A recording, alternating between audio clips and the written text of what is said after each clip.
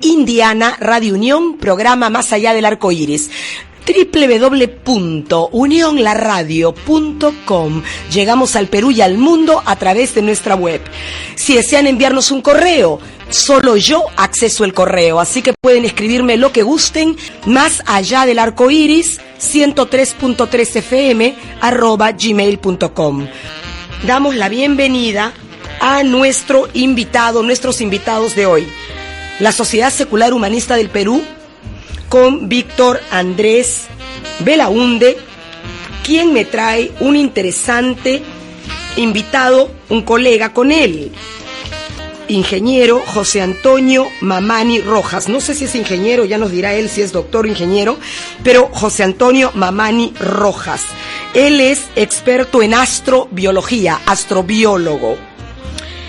Y vamos a tocar temas interesantes que tienen que ver con un nuevo tema que antes no habíamos tocado con ese nombre, astrobiología. Tenemos al experto, graduado en la Universidad Nacional Mayor de San Marcos, biólogo con mención en botánica, y en la Universidad Nacional Agraria La Molina, maestría en ciencias ambientales. José Antonio Mamani Rojas nos va a introducir a la astrobiología y qué entendemos por ella, y también la filosofía que encierra la astrobiología.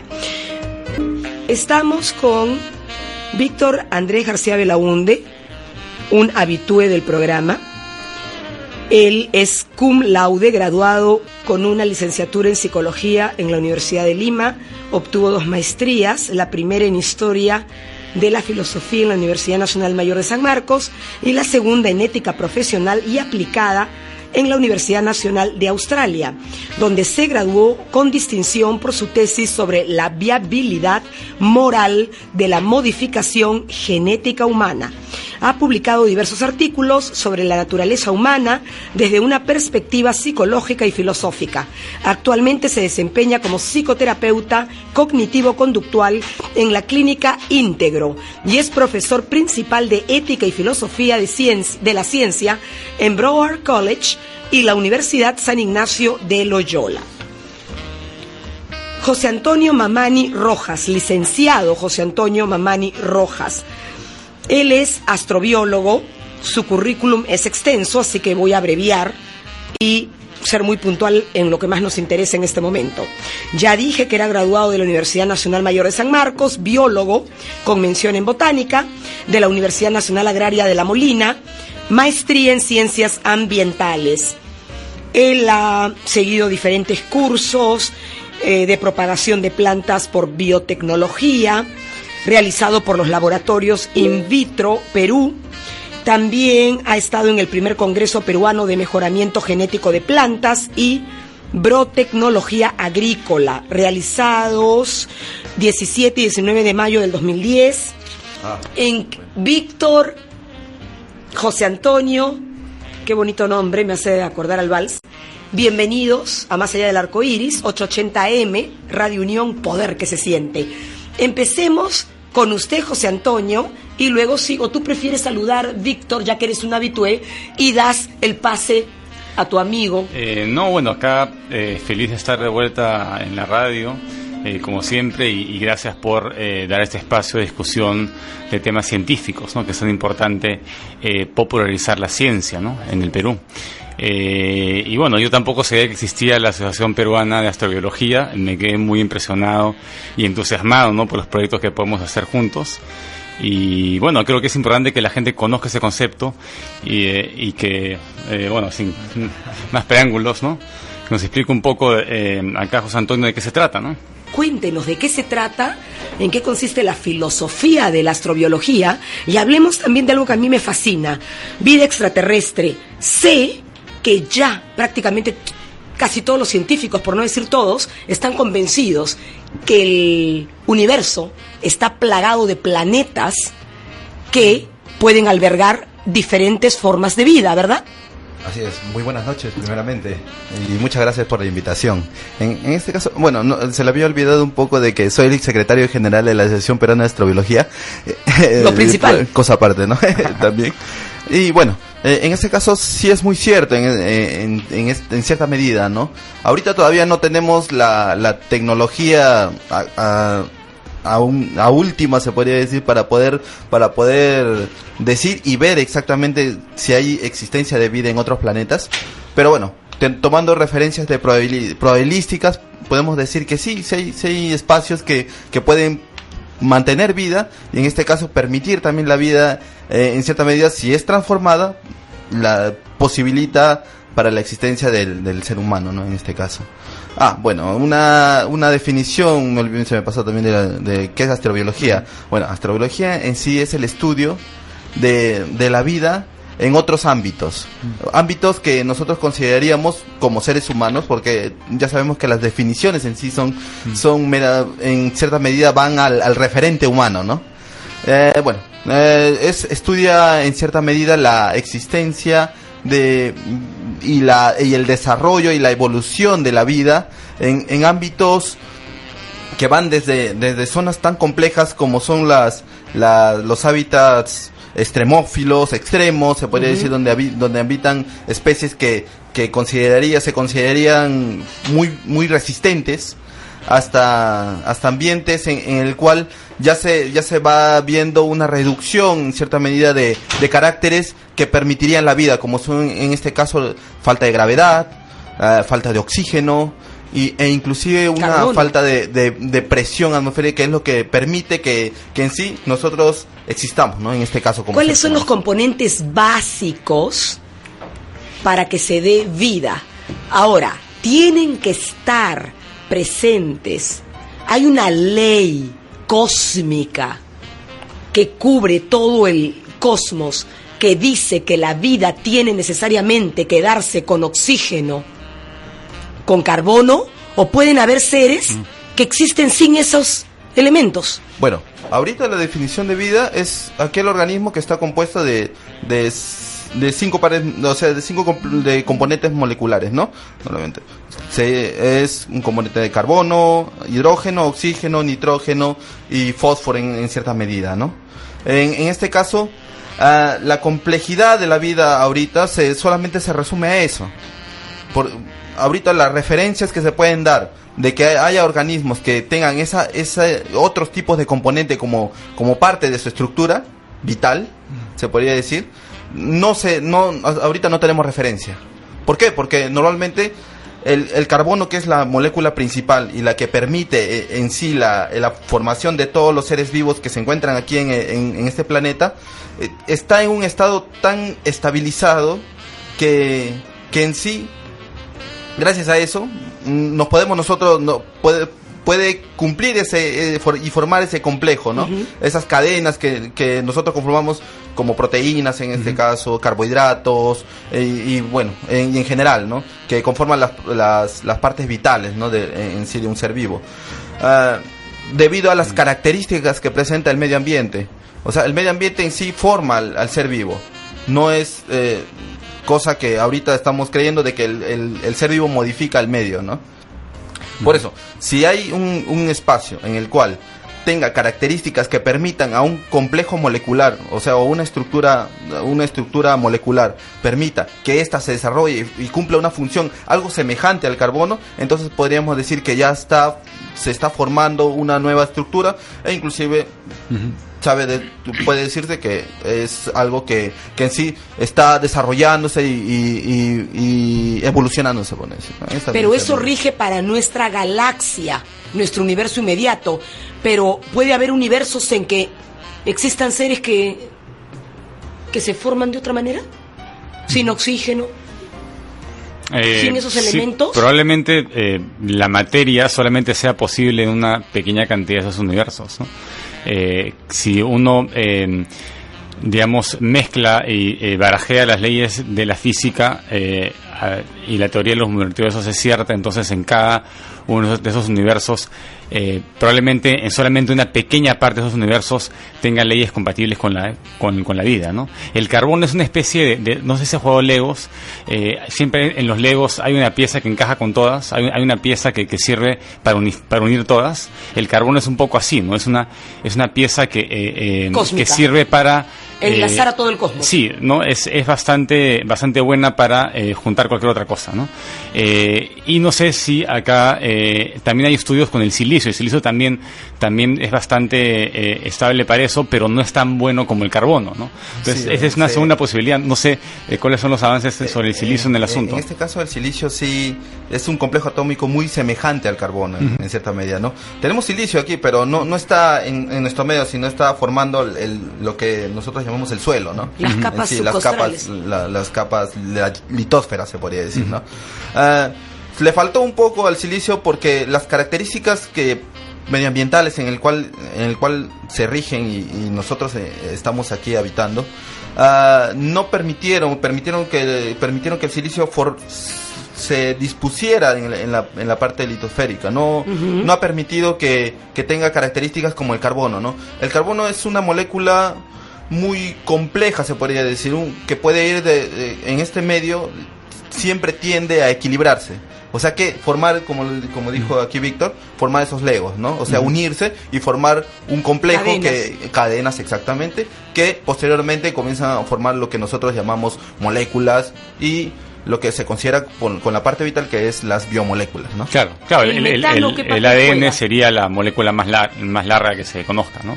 Y tiene esta propiedad de replicarse, y eso es lo que llamamos vida en términos simples, ¿no? Pero perdón, ¿cuál era tu el metano? ¿Qué papel juega? ¿Qué tanto lo es un veo gas de invernadero. No, pero se repite mucho en esos artículos de la NASA, hablan de metano. Bueno, en este caso el metano es un componente gaseoso que inclusive se forma en nuestro cuerpo.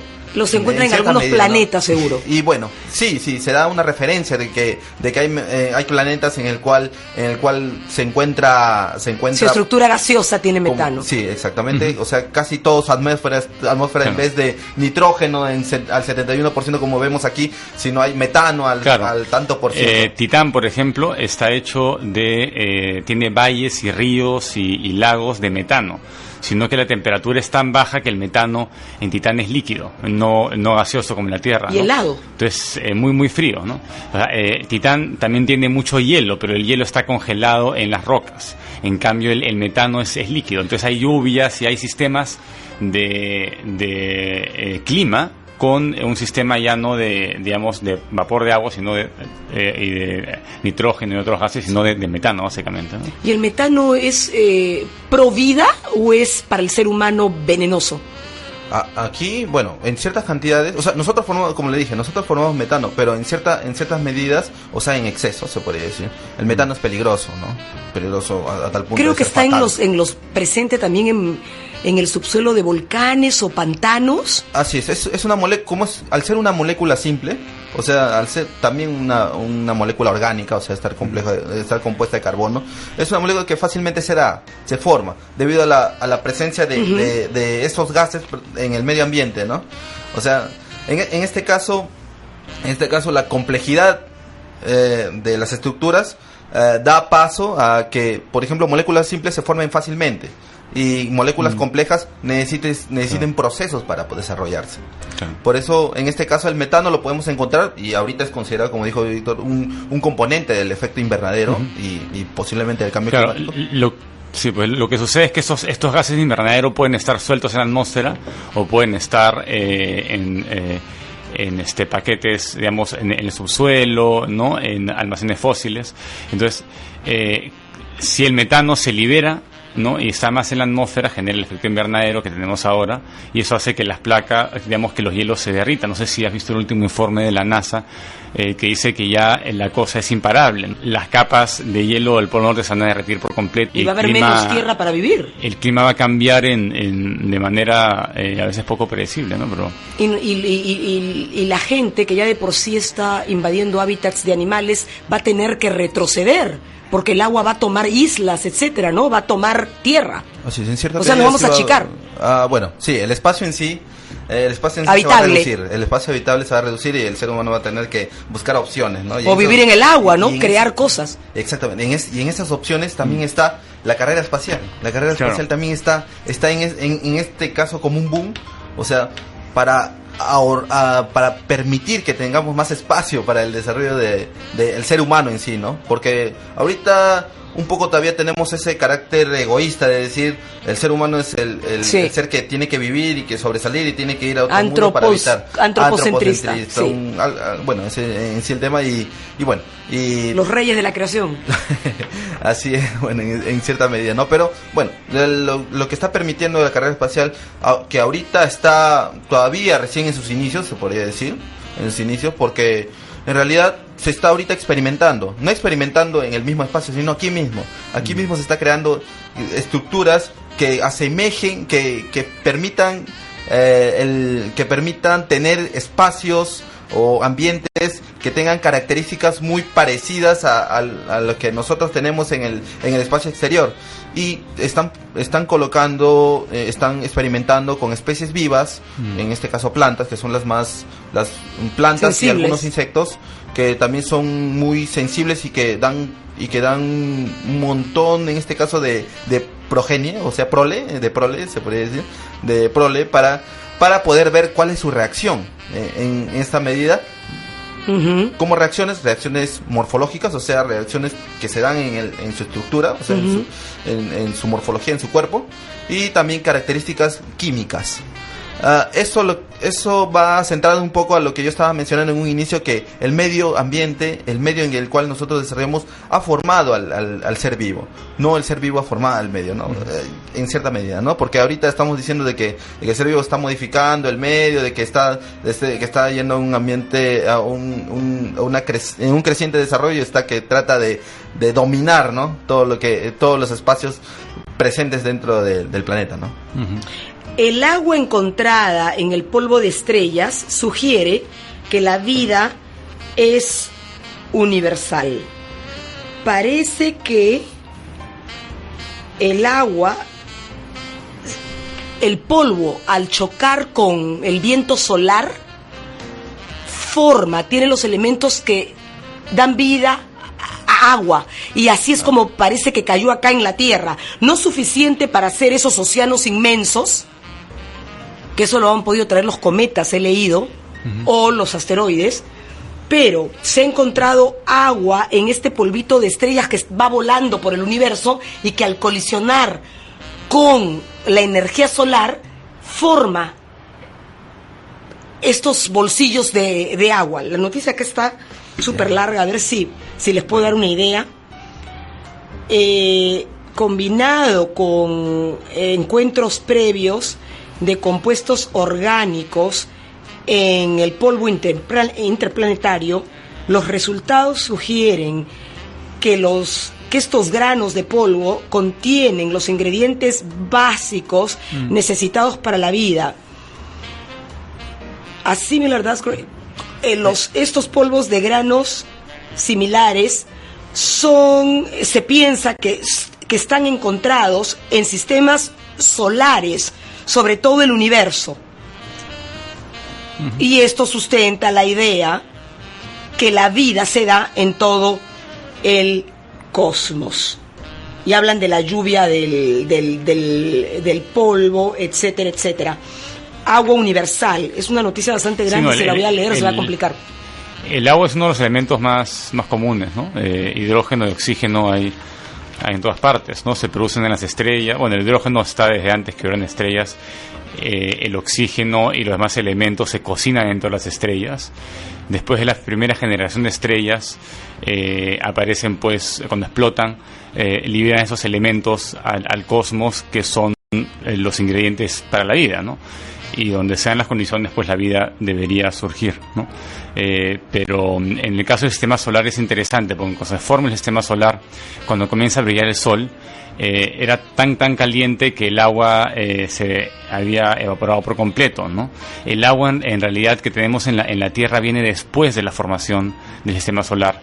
Caen en cometas, ¿no? En la nube de Oort, que es una nube de millones de cometas que engloba el sistema solar. De ahí, bueno, ahí es por donde da una vuelta el cometa Halley, y ahí regresa, da una vuelta por la nube de Oort, ¿no? Durante 70 y pico años, ¿no? Y ahí regresa. Y ahí vienen todos los cometas que van cayendo de vez en cuando, ¿no? O sea que el planeta en sus orígenes, la Tierra era seco, y viene el agua en este polvito en pequeñas cantidades, y luego en cometas, claro, y en meteoros. Una vez que el Sol se enfría, y empalma con la era de la primera, digamos, hace 4.000 millones de años, que hasta 4.5 hasta 4.000 millones de años, que había mucho la era del gran bombardero, ¿no? Donde caían muchos asteroides y meteoritos, y estos fueron los que trajeron el agua que no se evaporó de zonas un poco más frías, ¿no? ¿no? Que ahí forman los océanos, y esa agua supuestamente se mantiene constante y se recicla, ¿no? Ahora, Laví, ¿cuánto nos queda de tiempo de vida en la Tierra? 1 o 2 billones de años, creo, antes que se nos acabe. ¿Conquistaremos algún planeta?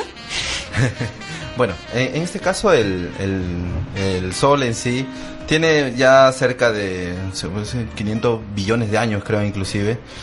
Pero como le voy a decir desde un y va a recalentar, ¿verdad? La vida en sí aquí, que ha nacido aquí en la Tierra, o sea, la vida, y que se ha vuelto tan compleja en este caso, sigue avanzando. O sea, el proceso de evolución es constante. Hay especies animales como vegetales, están desarrollándose y adaptándose inclusive a climas que ahora se están dando.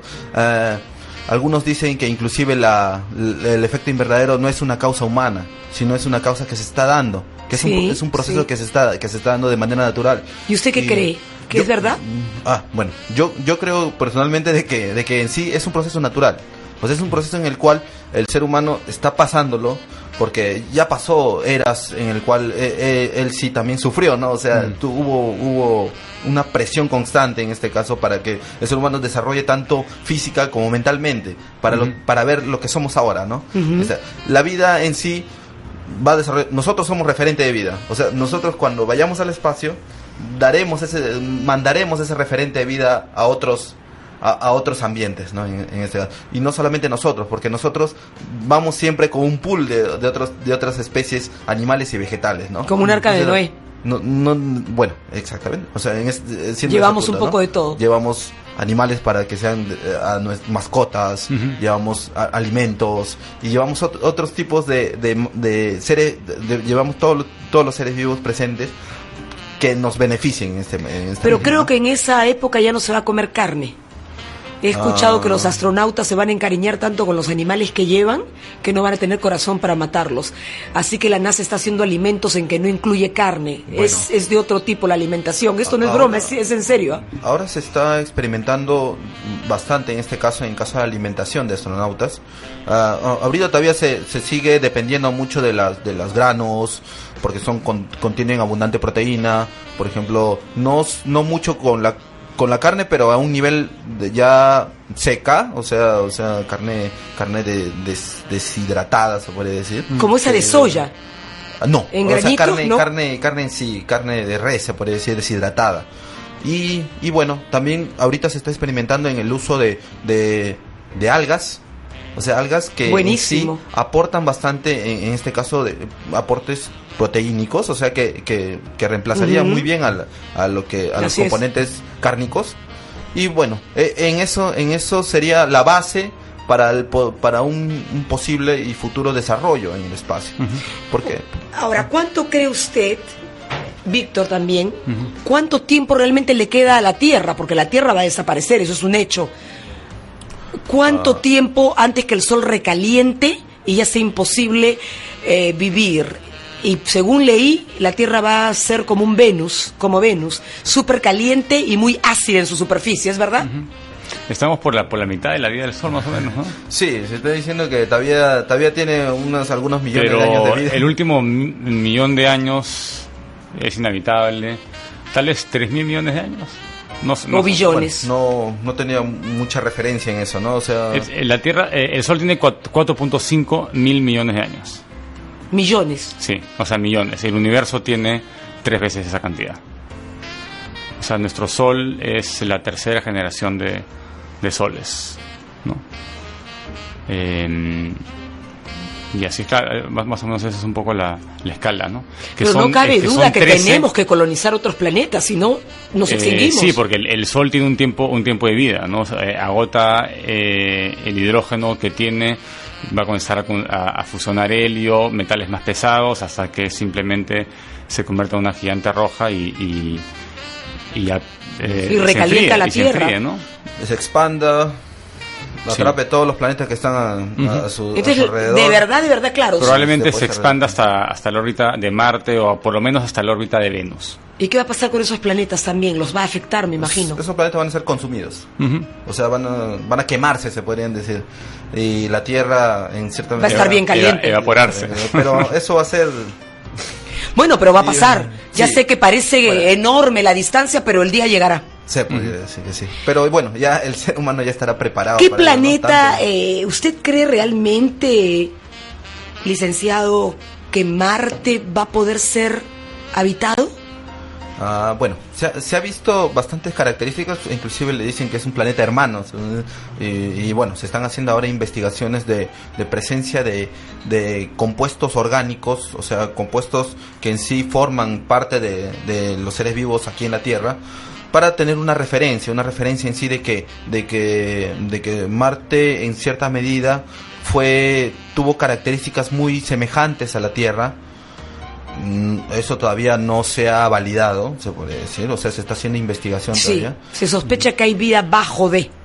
Eso todavía no se está investigando, o sea, las rocas que se están ahorita recuperando de las ondas espaciales que están investigando, desarrollándose allá en el planeta rojo, se podría decir que tiene características aptas en cierta medida, pero esto ya va a un proceso de habitabilidad.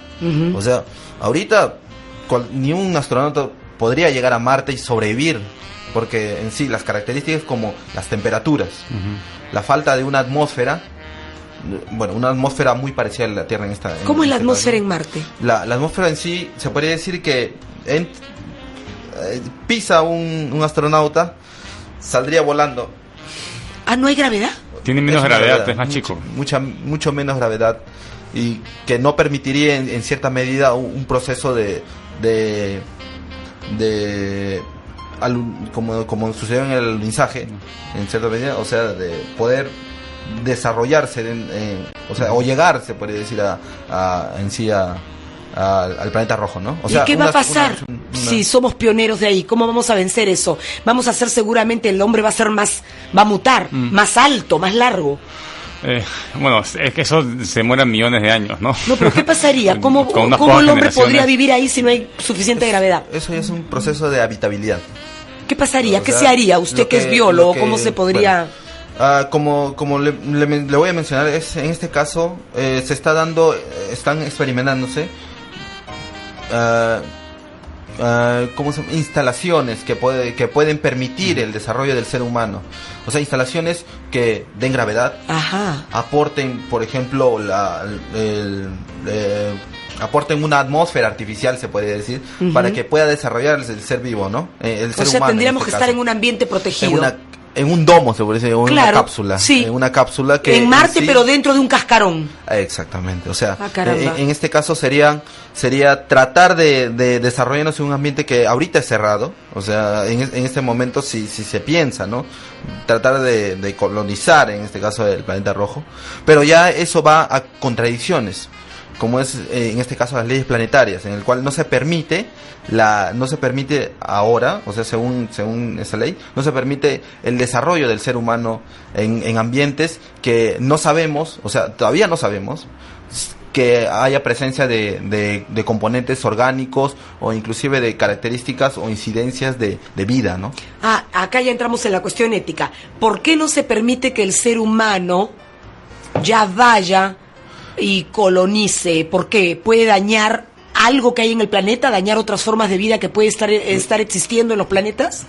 ¿A eso se refiere? Ahora es una referencia de que por ejemplo, las personas vayan a una selva virgen donde no ha habido presencia humana, y comiencen a instalar casas, comenzando con casitas pequeñas, ¿no? Así es. ¿Y qué se generan? Se generan residuos, se generan características de impactos, como este es el caso de bulla u otras cosas que en sí alteran en sí el desarrollo de los seres vivos presentes en ese espacio, ¿no? Toma una referencia así con Marte y se va a dar cuenta de que en sí no importa el mínimo pedazo de roca, se podría decir, mínimo pedazo de roca que sea convertido para que sea en beneficio, para que esté a beneficio del ser humano en esta medida, el ser humano que trate de habitar ese ambiente, ya se ve algo complejo, se ve factores negativos, como este el caso de generar residuos en este medio, explosiones, destrucciones, que en cierta medida van a afectar un ambiente que en realidad está en un proceso de desarrollo, se podría decir. Y la posible vida que puede haber ahí también, bueno, microorganismos, lo que fuera. De los compuestos, de los complejos orgánicos que estén presentes ahí también, ¿no? Víctor, ¿qué piensas tú de eso? Tú que eres un experto en ética. No veo ningún problema, ¿no? Creo que es lo más natural para el hombre intentar explorar lo desconocido, buscar explicaciones para las cosas que uno entiende, y esto de la exploración espacial es necesario. O sea, no podemos quedarnos encerrados en nuestro propio planeta. O sea, el Sol tiene un tiempo de vida, ¿no? Y si queremos trascender como especie, tenemos que salir allá afuera, intentar comenzar a vivir en otros planetas. Yo creo que Marte es una excelente opción. Puede haber un puesto también en la Luna, ¿no? Que puede servir de lanzamiento para exploraciones a Marte. Es mucho más barato, digamos, lanzar un cohete de la Luna, que tiene menos gravedad que de la Tierra. Entonces puede ser un buen puesto para las misiones a Marte. Pero puede haber vida en muchos lugares, ¿no? Pueden haber vidas en planetas, en lunas. Enceladus, tiene agua, ¿no?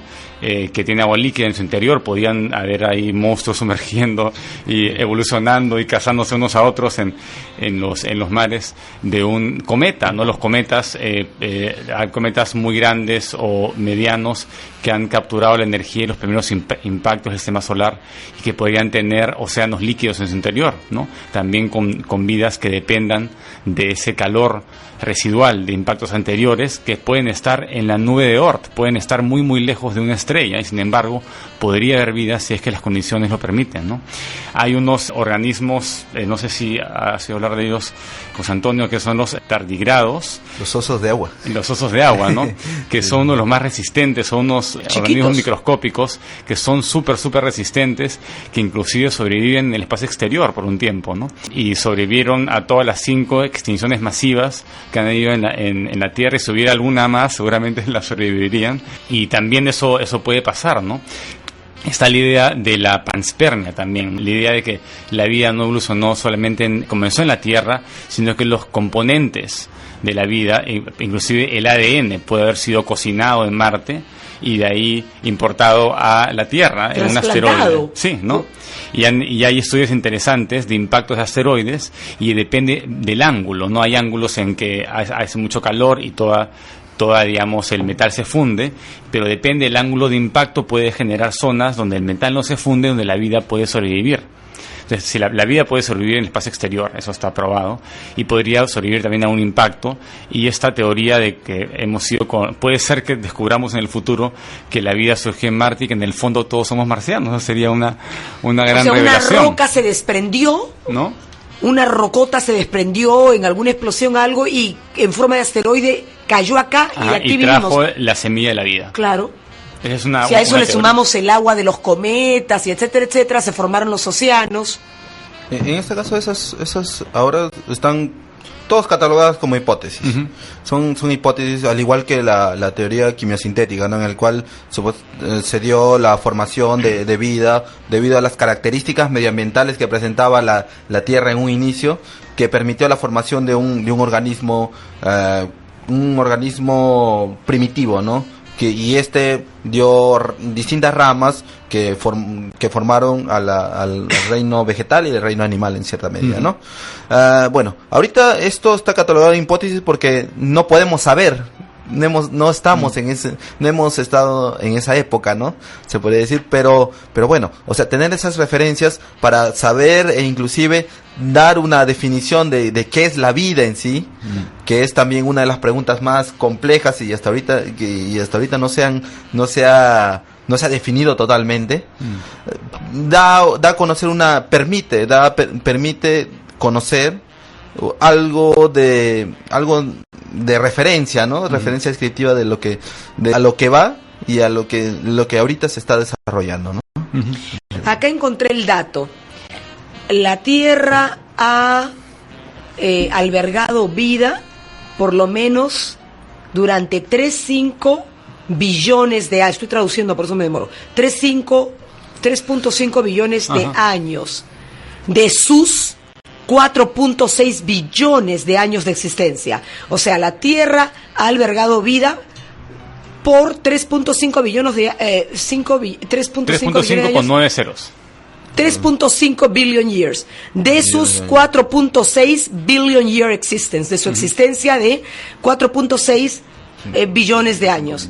Pero acá dice que está ya cerca de un edge, de un abismo, ¿no? De un límite de su zona habitable en nuestro sistema solar.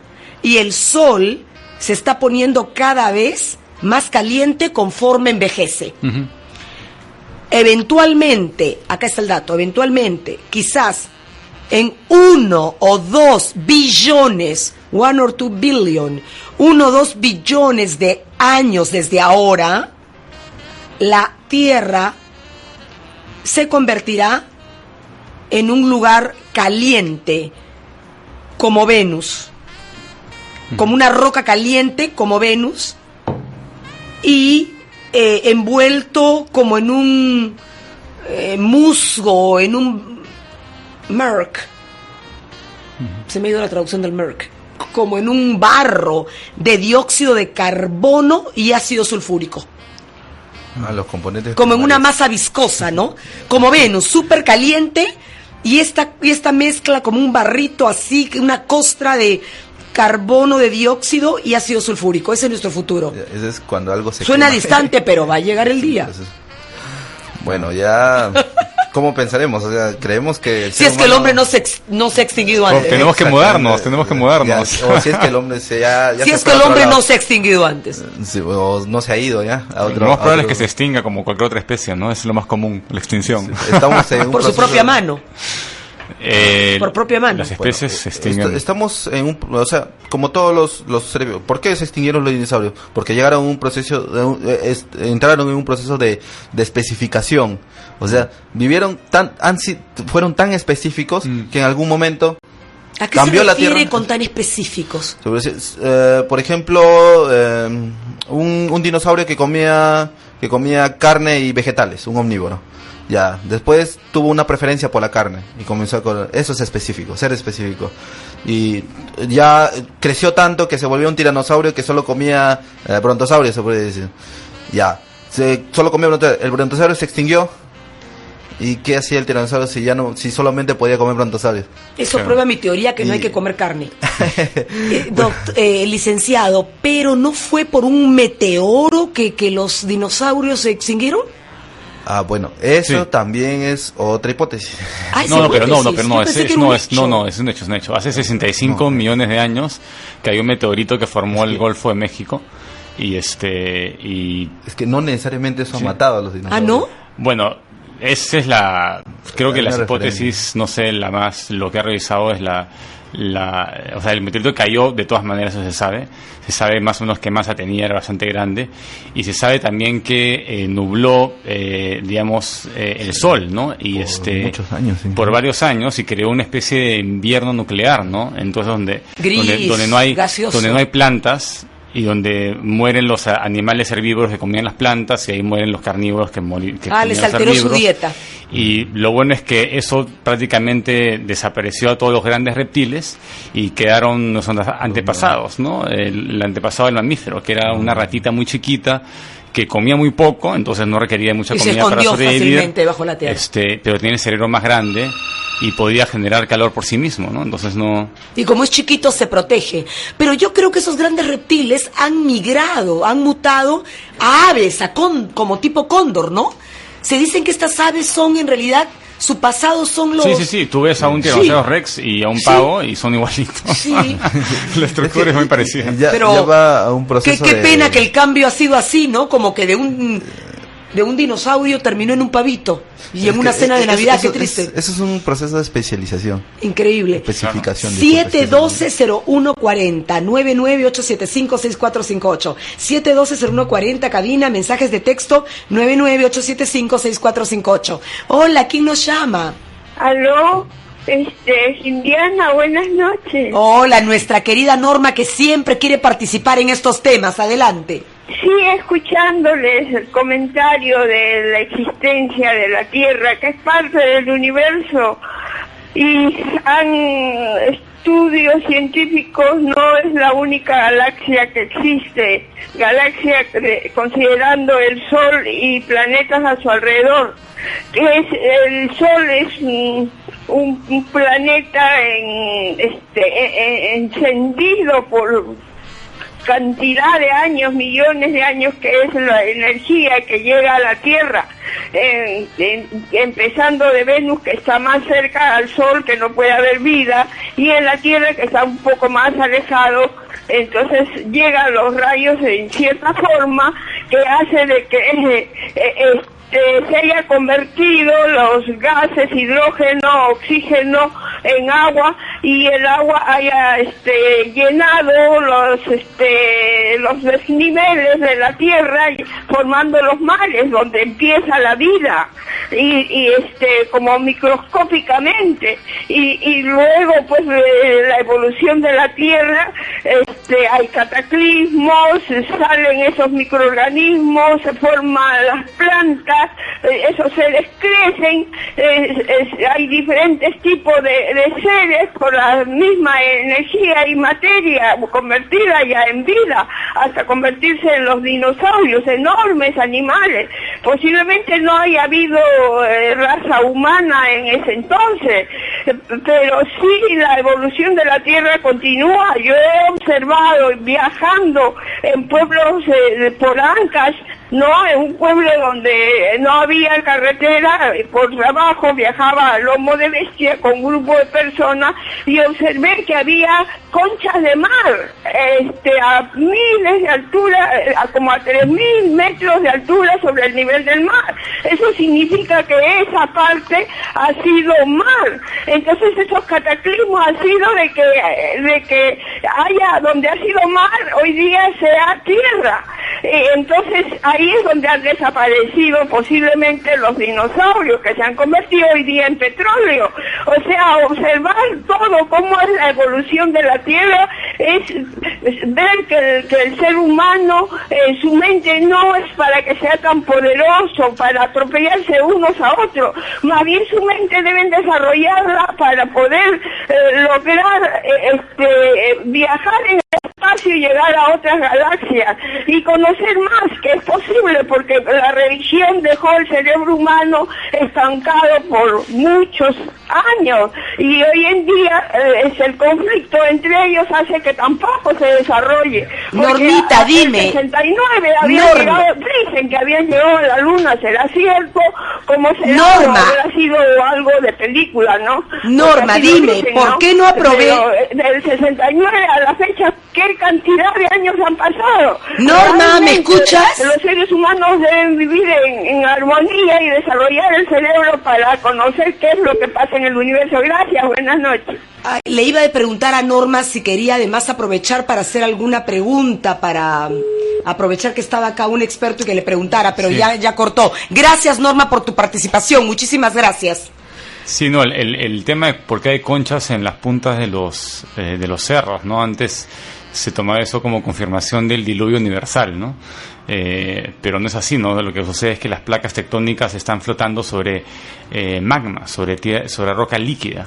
Entonces, a la hora que el magma fluye, mueve esta manta, esta corteza, y la va separando y la mueve de lado a lado, y así los continentes chocan, se levantan o se vuelven a sumergir en el magma y se derriten. Uh-huh. Y parte de la evidencia de eras pasadas se destruye, se derrite prácticamente, ¿no?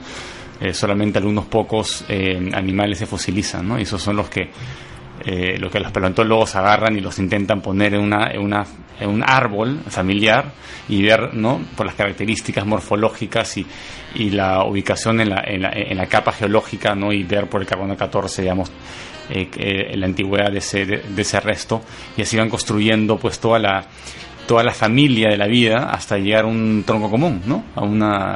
Parece que toda la vida comienza pues en un antepasado común a lo parecido a una bacteria, ¿no? En la Tierra. Todos son tomados como, ¿venimos del como mar? características. ¿Nuestro origen Sí. viene del mar? Bueno, sí. Tener 75% de agua en nuestro cuerpo nos permite ser una referencia de que fuimos un organismo acuoso, se puede decir. Sí, y por eso nuestra atracción hacia el mar, ¿no? Sí, y los ojos, por ejemplo, ¿no? El interior de nuestros ojos tenemos agua en el interior de los ojos y veríamos mejor si nuestro ojo hubiera sido diseñado para estar en un ambiente seco, tendría el interior seco y no habría difracción de la luz. A la hora que la luz pasa de un medio airoso a un medio acuoso, se difracta. Entonces ¿Difractar? ¿Qué entendemos por difractar? A la hora que metes una cañita en un vaso, la cañita se dobla, ¿sí o no? Eso se llama difracción de la luz. Entonces la luz, a la hora que pasa de un ambiente airoso a un ambiente acuoso en el ojo, se difracta y el cerebro tiene que compensar por esa deformación. Y eso es un indicativo de que ese ojo está adaptado para ver bajo el agua. Los que ven perfectamente bien son los peces, ¿no? Porque no tienen esa difracción, no tienen que corregir la difracción de luz, porque pasa de agua a agua, ¿no? Pero la evolución no trabaja rediseñando de cero las estructuras, trabaja modificando poco a poco estructuras preexistentes, ¿no? Entonces el ojo y otras estructuras es indicativo de que en algún momento caminamos fuera del agua, ¿no? ¿Y por qué abandonamos el océano? Y qué pena que hemos perdido esa capacidad de respirar bajo el agua, ¿no? Porque, imagina, yo que le tengo miedo, yo adoro el mar, pero le tengo pánico le tengo gran respeto, lo adoro, pero con gran respeto. Qué pena que no podemos respirar bajo el océano. Es el mismo proceso que le estoy mencionando de especialización. O sea, en realidad, nosotros, en cierta medida, hubo un boom en el desarrollo de vida en el mar, que comenzó a limitar espacios. Ajá. Por ejemplo, había muchos depredadores, habían organismos que todavía se escondían y trataban de desarrollarse a expensas de estos. Por eso permitió que un organismo pudiera salir y pudiera desarrollarse en un ambiente que era virgen, se podría decir, que no había ninguna presencia de otro organismo, y le permitió desarrollarse más fácilmente y permitió eso, la explosión de desarrollo de vida en un ambiente seco. ¿Y en qué estado estaba el ser humano cuando salió del mar? ¿No era todavía homínido? No, ¿sí? de hecho que ¿Qué no, era? no era un homínido, era bueno, anfibio, ¿no? Era un organismo anfibio, exactamente. Era un anfibio en sí. O sea, es interesante porque antes los peces tienen branquias para poder capturar el oxígeno del agua, ¿no? Y los primeros peces que salían se sofocaban, pero uno podía respirar tal vez un poquito mejor y hubo una transición, ¿no? Al principio tenían ambos sistemas, ¿no? Y el anfibio dio paso al reptil, que ya el reptil ya se especializa y solamente se queda con los pulmones, ¿no? Pero sin embargo las estructuras anteriores se restringen.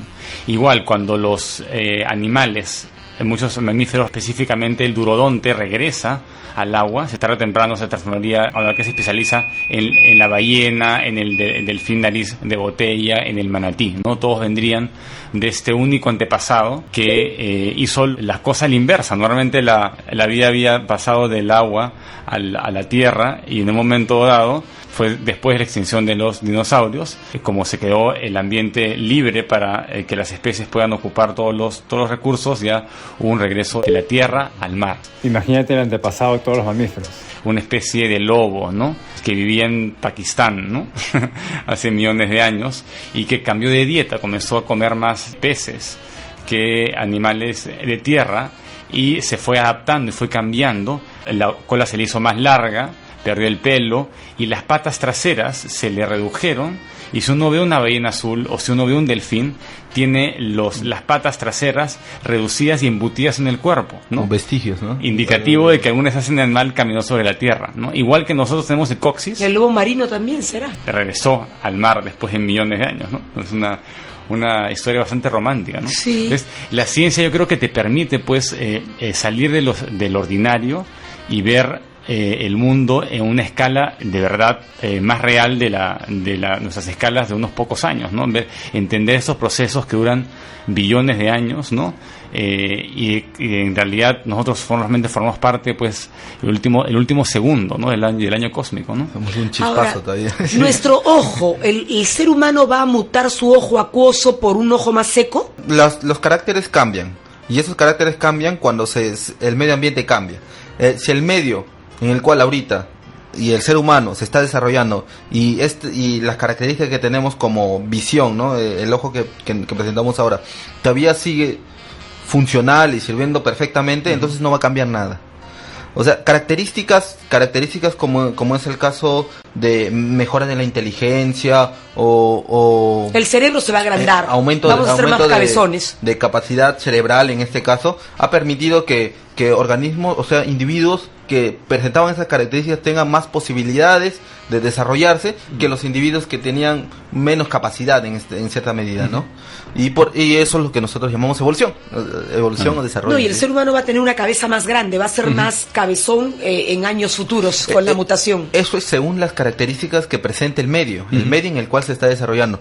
No necesariamente una cabeza grande, podría ser, por ejemplo, características un poco más complejas, que podrían ser, por ejemplo, pongo como un ejemplo la densidad ósea, porque en sí la gravedad es lo que permite tener esas características que tenemos ahora. Claro. Por ejemplo, las temperaturas aumentan, e inclusive se están dando percepciones de que van a aumentar más las temperaturas y que las personas que tienen la piel más blanca van a tener menor cantidad de melanina, de producción de melanina, van a tener una menor probabilidad de desarrollo que las personas que tienen una mayor cantidad de pigmentación, ¿no? Y eso le va a permitir en sí desarrollarse, ¿no? O sea que la raza negra va a estar mucho más apta. Bueno, en cierta medida. Es originaria. Somos originarios. ¿Y qué va a pasar con los más blancos? Somos todos primates africanos. Bueno, y los más blancos van a tener que desarrollar más melanina, entonces. Bueno, en este caso, todos en sí vamos a llegar en un punto. O sea, ahorita estamos en una época de comunicación. Todos nos interconectamos. O sea, no hay ninguna población que ha sido apartada, ¿no? Por ahora, ¿no? Todavía no es. Bueno, tenemos poblaciones todavía no contactadas, pero bueno, ellos están en otra parte, ¿no? En este caso. Pero ahorita todos estamos interconectados, podemos viajar a Europa, a distintos países de la nada, ¿no? O sea, ya no tenemos esa prohibición de ir en un barco y demorar meses y meses y meses para llegar a por ejemplo, de aquí de Lima a Europa. Y esto va a permitir una interconexión entre de nuevo y ya la diferencia de razas ya no va a ser posible, ya no, porque ya todos vamos a tener cierta parte de todas las razas que en ese momento existían, ¿no? Pero ahora ya todo va a haber una equilibrio, una uniformidad. ¿Una sola raza? Sí, las razas aparecen por aislamiento, igual que las culturas, igual que los idiomas, a través de los miles de años, ¿no? Por ejemplo, si uno vive en una zona de poca radiación, lo que quiere es tener un filtro pobre para poder producir mayor vitamina D. Entonces, se selecciona la poca producción de la melanina. Si se hace en una zona de mucha radiación, requieres de una mayor melanina porque igual vas a producir la cantidad de vitamina D que necesitas. Igual pasa con las personas más alargadas, ¿no? Si uno viene de una zona con mucho calor, normalmente la gente es un poco más alargada y flaca, ¿no? Porque requiere una área de radiación del calor. En cambio, si vienes de una zona muy fría, normalmente prefieres un poco más bajo y un poco más ancho para mantener el calor. Si vienes de una zona con muchos recursos, puedes crecer un poco más grande que si vienes de unas zonas con pocos recursos. En biología, por ejemplo, se observa que las especies que vienen de islas son más pequeñas que las especies que vienen de continentes. Y eso igual pasa con el hombre. El Homo florensis, por ejemplo, que es un tipo de homínido que vivió hasta hace 12.000 años, ¿no? En las islas de Polinesia, le llamado Hobbit. Era un primo hermano nuestro, pero era mucho más chiquito. ¿Por qué? Porque estaba limitado por los pocos recursos de las islas. Exacto. El medio hace al individuo. Pero en estos países europeos nórdicos que hace frío, hay gente bien alta. No son originarios. Ah, ¿no? No, los originarios son los lapones, que son rubios de ojos azules y achinados y bajitos. Ah, fíjate. Que son los ¿Y de dónde vinieron los otros? Migraron. Es migración. Es una mezcla. Y el ambiente no los ha hecho cambiar. Siguen altos. Deberían haberse achicado las nuevas generaciones. Millones de años necesitamos. Millones de años. Las últimas migraciones tienen 2000. Sí. O sea, se ha comprobado hace poco, ya está aprobada esa teoría de que el americano nativo viene del estrecho de Bering, cruzó. Así es, ya está comprobado. Eso sí ya está aprobado y comprobado, se podría decir. Y esos rasgos achinados del indio americano, porque tienen rasgos de japonés. los pómulos. Eso se explica porque hasta hay zonas de rusos que son medios achinados, medios mongólicos, o sea, no mongólicos de mongólicos, sino medio mongoles, ¿no? Características asiáticas. Sí, o sea, sí, eso, sí, los pómulos, los ojos. Eso ya está definido, ya está probado y comprobado. Inclusive ya se ha descubierto que el estrecho de Bering sí estuvo ahí, que hubo un pedazo de hielo que se formó a modo de puente que permitió el desarrollo. Y bueno, y esto permitió en sí el desarrollo del ser humano en ambiente en el continente americano, ¿no? Y que le permitió. ¿Y por qué migraron para acá? No, es por espacios. Siguiendo las casas, seguramente están cazando alces y siguiendo, digamos, a los animales de caza pueden haber cruzado, pero hay evidencia que han cruzado a veces inclusive de vuelta hasta que se derritieron los hielos hace unos 10.000 años y ahí se dio el completo aislamiento genético, ¿no? Entonces, cuando llegó Cristóbal Colón en 1492, o sea, dos poblaciones que habían sido aisladas cultural y genéticamente por más de 10.000 años, de repente se volvieron a juntar. Y todavía eran compatibles genéticamente, ¿no? Pero si hubieran estado aislados por más tiempo, se hubiera dado la especiación y probablemente Colón hubiera encontrado a otra especie, ¿no? Y tal vez mejor o peor, según qué características, según las características del medio. Una especie mejor adaptada a ese medio, tal vez, ¿no? Pero bueno, no hubiera encontrado a los indios. No, cuando llegó todavía éramos compatibles genéticamente, había pasado muy poco tiempo, 10.000 años, y nuevamente se comenzaron a barajar las cartas, a mezclar ambas poblaciones y ahora ya no hay ninguna posibilidad de que se dé la especiación por estos viajes que hay, ¿no? Entonces vamos a conservar siendo una sola especie. Somos una especie joven, ¿no? Como decimos, todavía estamos en los pocos segundos que todavía tiene, que en sí está en desarrollo de la Tierra, o sea, nuestras referencias todavía son menores, o sea, en sí todavía seguimos siendo Homo sapiens sapiens y posiblemente a futuro ya se va a ver características ya no por el medio en el cual se está desarrollando el ser, sino las características que el mismo ser está presentando. O sea, algo así como lo que yo un poco negué antes de que el hombre modifica el medio, pero un medio más pequeño, más limitado, que permita en sí su desarrollo. 712-0140, mensaje de texto 99875-6458. Hola. Sí, pero se escucha muy distante. Nos vuelve a marcar, por favor. Hay una estrella, Alfa Centauro B, que parece que puede ofrecer vida mucho más habitable que el propio planeta Tierra. ¿Habías escuchado, Víctor? Alfa Centauro es la estrella más cercana, es el sistema más cercano a 4 y pico años luz. Pero no sé si no he escuchado. Sé que han descubierto varios planetas con la sonda espacial Kepler. Hay varios planetas que están en esta zona habitable, ¿no? En un sistema entre ni muy caliente ni muy frío, ¿no? Como lo está Marte, como está la Tierra, ¿no? El problema es que están muy lejos. Bueno, parece que Alfa Centauro B la llaman, Alfa Centauro B, sí, ofrece un ambiente mucho más simpático para el ser humano, pero hay más gravedad, y ahí lo que hablábamos, el ser humano, si estuviera en ese tipo de hábitat, sería más bajo y más sólido, más agarrado, porque estaría más cerca del suelo por la gravedad. Pero dicen que sería que la vida que ofrecen ahí es un mundo de islas, océanos no muy profundos, como dunas muy gentiles por las condiciones que se dan allí debido al medio ambiente que rodea un ambiente romántico. Bien bonito seguro. Bien bonito sería. Si llegaremos ahí, no lo sé. En esta pausa en esta pausa musical a la cual vamos a ir, te voy a pedir, Víctor, que le des una miradita a esto de Alfa Centauro y lo mencionamos con el licenciado al regreso. Excelente. Es una noticia bien interesante. También quisiera saber qué futuro le espera a las plantas o a los árboles que se van extinguiendo en la Tierra, si van a venir otras especies que van a suplantarlas igual que a los animales que por culpa del hombre están extinguidos, y van a venir otras especies a suplantar a esas especies extinguidas.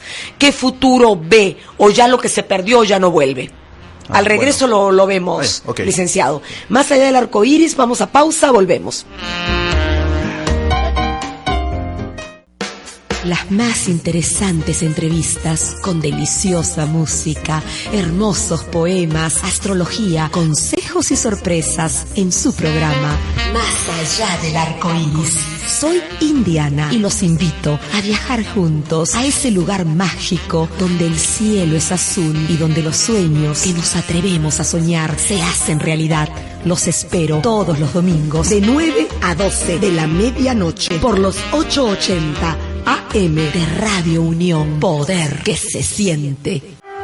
Estamos de regreso con Víctor Andrés García Belaúnde y con el astrobiólogo José Antonio Mamani Rojas. Víctor, vamos cerrando el tema. ¿Qué es del artículo que te mostré de Alfa Centauro? ¿Qué sacas en conclusión? No, es interesante porque prácticamente cualquier sistema que tenga una estrella funcional y que tenga varios planetas va a tener algún planeta que esté en una zona habitable, ¿no? O sea, que no sea ni muy caliente ni muy frío, ¿no?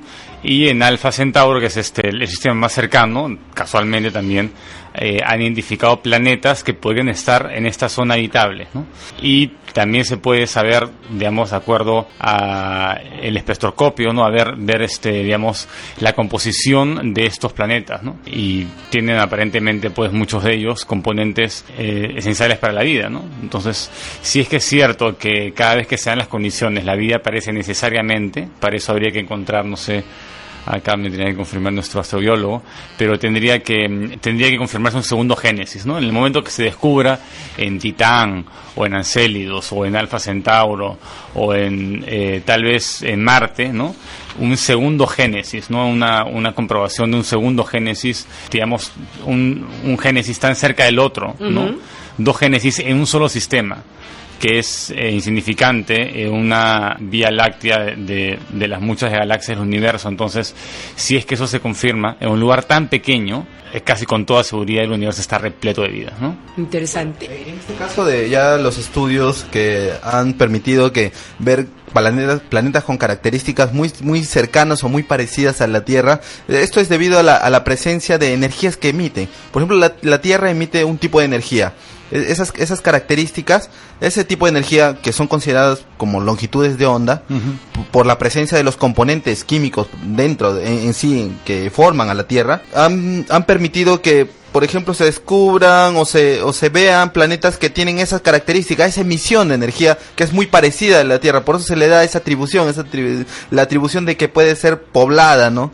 En cierta medida. Pero ahorita no estamos hablando de ya vámonos allá a habitarlo, sino solamente de probabilidades, ¿no? En este caso. ¿Por qué? Porque estos planetas están muy lejos, o sea, el límite de vida no permitiría que se pueda llegar a esos planetas en la actualidad, ¿no? Última pregunta, porque ya el tiempo nos gana. ¿Las especies extinguidas de plantas, de animales, serán repuestas de alguna manera o lo perdido está perdido?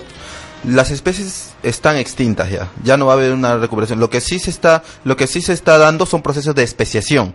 O sea, así como vimos que hay presencia de límites que se presentan en la vida, de organismos vivos, esto permite el desarrollo de otros nuevos, o sea, solamente por características de bifurcación. O sea, de un organismo se forman otros dos debido a los límites o a las barreras que se van formando en el mismo planeta, ¿no? Eso en un lenguaje más claro, si por culpa del hombre se han extinguido algunas especies de animales o de plantas, ¿cómo puede compensarse con el nacimiento de otras? ¿En qué consiste esta bifurcación? Lo que pasa es que los individuos no evolucionan. Son las poblaciones de individuos a lo largo de los millones de años que, si se aíslan genéticamente, sea por aislamiento de barrera geográfica, se separan dos islas, por ejemplo. Entonces, y si pasa el tiempo suficiente, cada población se va a adaptar de manera distinta a las características del medio. Y si pasa el tiempo suficiente, entonces se da la especiación y ya no son compatibles genéticamente, uh-huh, ¿no? Entonces, lo que sucede es que en realidad la evolución de las especies es algo constante. Siempre van a haber especies, o sea, como el clima cambia y las islas se separan y se van a juntar. Entonces lo que ha pasado en el planeta es que lo normal es que las especies surjan y se extingan y sigan surgiendo y se sigan extinguiendo conforme cambian las condiciones ambientales, ¿no? Y las que se han extinguido por culpa del hombre, ¿van a ser compensadas por nuevas especies de alguna manera? Es nuevo hábitat. Es nuevo hábitat para nuevas especies de organismos que puedan aprovechar ese espacio, ¿no? La rata, las polillas, las moscas seguramente han salido beneficiadas con el crecimiento poblacional humano, ¿no? Y ellos llevan un acervo genético, y ese acervo genético nadie se los puede quitar, o sea, acervo características genéticas que van a permitir el desarrollo de otras especies. Nos despedimos entonces con sus últimas palabras de despedida. Un segundo, la última pregunta a ambos. ¿Creen en la vida extraterrestre, en seres inteligentes, iguales o más que nosotros, que están tratando de contactarse? Se están captando ondas radiales desde muy lejos, pero no se sabe, desde la constelación de Sagitario, de Piscis con otra, etcétera, pero todavía no precisan exacto de dónde. ¿Creen que hay inteligencia igual o superior a la nuestra que está tratando de comunicarse? Bueno, licenciado y Víctor, muy breve la respuesta. Bueno, no creo en ovnis o en este caso en enanitos verdes que podrían tener características muy parecidas al ser humano, ¿no? Por ciertas referencias, ¿no? En este caso yo creo en la existencia de vida compleja, vida no necesariamente a base de carbono, que está en algún planeta que nosotros consideramos que podría ser habitado y que está en constante desarrollo. Pero no cree que hay seres inteligentes que están, que pueden reunirse con nosotros si se identificaran y si nos ubicaran. ¿No creen eso? No, eso no. Víctor. Yo creo que si existen seres inteligentes en ese universo, probablemente estén en planetas tan lejos que no tengan ninguna noción unos de ellos, ¿no? El cosmos, si uno revisa las distancias, es tan inmensamente grande, y las constelaciones las constelaciones en realidad no tienen sentido entre sí, son estrellas que están separadas por millones de años luz. A veces una estrella, una constelación está más cercana a la de otra, ¿no? Entonces decir que de tal constelación viene tal onda radial no tiene sentido desde el punto de vista astronómico, astrobiológico, ¿no? Y tampoco hay ninguna evidencia, o sea, no hay ninguna evidencia física de que nos hayan visitado, que nos hayan contactado, de que estemos en contacto con alguno de estos seres. De que el universo provee el material para la vida y para la evolución de la vida a patadas, sí. Probablemente todavía falten, como es muy grande, no se ha encontrado un segundo génesis, ¿no? Pero en el momento que se descubra, se confirmaría que efectivamente el universo está repleto de vida, y la mayoría de planetas no deben tener vida, pero algunos pocos sí. Pero como hay tantos, son billones de millones, y de hecho en alguno de ellos también ha evolucionado vida inteligente, probablemente muy distinta y con características muy distintas a la nuestra, también adaptada a su propio ambiente, ¿no? Perfecto. Ya hablaremos más profundamente del tema de extraterrestres, de vida inteligente, etcétera, etcétera, en otra reunión. Excelente. Perfecto, muchas gracias y hasta una próxima visita, espero. Muchas gracias y bueno, saludos a todos los miembros que integran la Asociación Peruana de Astrobiología. Y también saludos para los componentes de la Sociedad Secular Humanista del Perú. A ver cuándo invitamos de ambas asociaciones a miembros para que vengan también a intercambiar ideas con nosotros. Nos vamos a una pausa musical y volvemos con Carlos Carrillo, astrólogo colombiano ya conocido, miembro del equipo y también experto en temática paranormal y el libro del conocimiento. Volvemos.